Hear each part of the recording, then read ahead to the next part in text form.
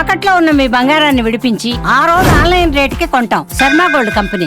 సూర్యోదయం అవుతూనే ఆ వీధిలో సందడి మొదలైంది. పెళ్లి వేడుక కావడంతో చుట్టాలు బంధువులతో కలకల్లాడింది. ఏర్పాట్లు వంటల్లో పెద్దలంతా నిమగ్నమవగా డీజే పాటలకు చిన్నారులు చిందేస్తున్నారు. ఇంతలో స్థానికంగా ఆగున్న కారు వారిని రమ్మంటూ ఆహ్వానించింది. దీంతో ఆ కారు వైపు ఆ చిట్టి అడుగులు పడ్డాయి. పాపం అప్పుడు వాళ్లకి తెలీదు అదే కారు వారి ప్రాణాలు తీస్తుందని. అలా కారులోకి వెళ్లగానే డోర్లు మూసుకుపోయాయి. కొద్దిసేపటి తర్వాత ఊపిరి అందకపోవడంతో డోర్లు తెరవాలంటూ గట్టిగా కేకలు వేశారు. కాని వారి అరుపులు, ఆర్తనాదాలు బయటకు వినిపించలేదు. దీంతో కారులోనే వారి ప్రాణాలు ఆవిరైపోయాయి.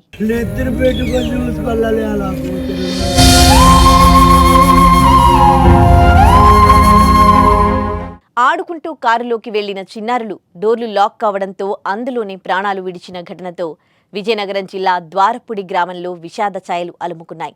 4 చిన్నారులు ఒకేసారి మృతి చెందడంతో తల్లిదండ్రులు గుండె లవిసేలా రోధించిన తీరు అందరికీ కంటనీరు తెప్పించింది. విజయనగరం జిల్లా ద్వారపుడి గ్రామంలో బుర్లు ఆనంద్, ఉమా దంపతుల 2 కుమార్తెలు చారుమతి, చరిష్మా, కంది సురేష్, అరుణ దంపతుల కుమార్తె మనస్వి, మంగి బుచ్చిబాబు, భవానీ దంపతుల కుమారుడు ఉదయ్ నిన్న ఉదయం ఆడుకునేందుకు బయటకెళ్లారు. ఆ తర్వాత ఎంతసేపైనా తిరిగి రాలేదు. దీంతో ఆందోళనకు గురైన తల్లిదండ్రులు పరిసర ప్రాంతాల్లో వెతక్గా ఎక్కడా కనిపించలేదు. చివరికి గ్రామంలోని మహిళా మండలి కార్యాలయం వద్ద పార్క్ చేసి ఉన్న కారులో 4 చిన్నారులు ఉన్నట్లు గ్రామస్తులు గుర్తించారు. కార్ డోర్లు ఓపెన్ చేసి చూడగా అప్పటికే 4 చిన్నారులు మృతి చెందారు. సరదాగా ఆడుకునేందుకు కారు లోపలికి వెళ్లిన చిన్నారులు ఆ తర్వాత లాక్ పడ్డంతో కారులోనే ఇరుక్కుపోయి ఊపిరి ఆడక మరణించినట్లు గ్రామస్తులు భావిస్తున్నారు. ఒకేసారి 4 పిల్లలు కన్నుమూయడంతో ద్వారపుడి గ్రామంలో విషాద ఛాయలు అలుముకున్నాయి. చాలా దురదృష్టకరం అండి. ఎందుకంటే ఈరోజు ద్వారపూడి ఇప్పటి వరకు కూడా ఇటువంటి సంఘటన అనేది మాకు తెలియదండి. ఈ సంఘటన చూసిన ప్రతి ఒక్కరు కూడా గ్రామస్తులందరూ కూడా అసలు ఎవరు తట్టుకోలేకపోతున్నారు. అది కాక వాళ్ళ తల్లిదండ్రులను గానీ ఎవరు ఓదార్చలేకపోతున్నారు. వారికి ఏమిచ్చినా మనం ఇవ్వలేము వారి పిల్లల్ని. అయినప్పటికి కూడా ఇక్కడ ఉన్నటువంటి ఇసుకలో ఆడుకోవడం జరిగింది. ఆడుకున్న తర్వాత ఆడుకుంటూ ఈ కారులోకి మరి ముచ్చు ఏ విధంగా వాళ్ళ లాక్కెళ్ళిందో తెలీదు కానీ, మరి మా గ్రామంలో అయితే మాత్రం చాలా విషాదాలు కమ్ముకున్నాయి. మరి వాళ్ళు తల్లిదండ్రులైతే వాళ్ళని మేం కష్టపడినట్లు మా పిల్లలు కష్టపడకూడదని చదివించి, మరి ఈ రోజున వాళ్ళకి ఈ స్థాయిలో ఇలా చూస్తుంటే వాళ్ళు మరి ఎవరు కూడా వాళ్ళని కడుపు తరుక్కుపోతుంది. మరి ఈరోజు వాళ్ళ బాధని ఎవరు తీర్చినటువంటి పరిస్థితి. వాళ్ళ ఆర్థిక స్థోమత అయితే అంతంత మాత్రంగానే ఉంది. అయినప్పటికీ కూడా వాళ్ళ పిల్లల్ని బాగుండాలనే ఉద్దేశంతో చదివించుకుంటూ మరి ఈ రోజు ఇలా జరగడం అనేది దురదృష్టకరంగా మేము భావిస్తున్నాము.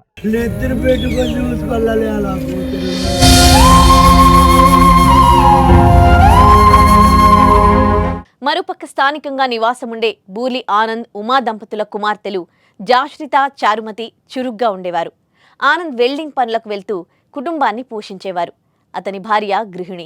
పెద్ద పాప నగరంలోని ఓ ప్రైవేట్ పాఠశాలలో 2వ తరగతి పూర్తి చేసింది.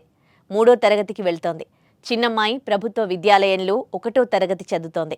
ఎక్కడికి వెళ్లినా ఇద్దరూ కలిసే వెళ్లేవారని, మృత్యువు సైతం ఇద్దరిని ఒకేసారి వెంట తీసుకువెళ్లిపోయిందంటూ తల్లిదండ్రులు రోధించడంతో వారిని ఆపడం ఎవరి తరమూ కాలేదు.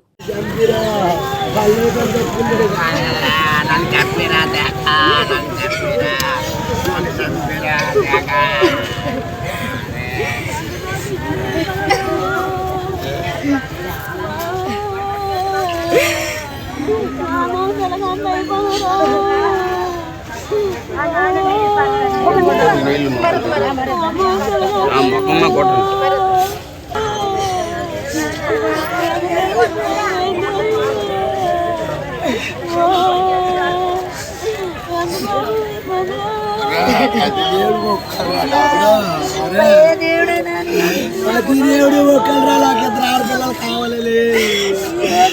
పాపం ఒకప్పుడు గూర్లోడు వేరు, ఇప్పుడు గూర్లోడు వేరే అందరూ వెళ్ళేవారు.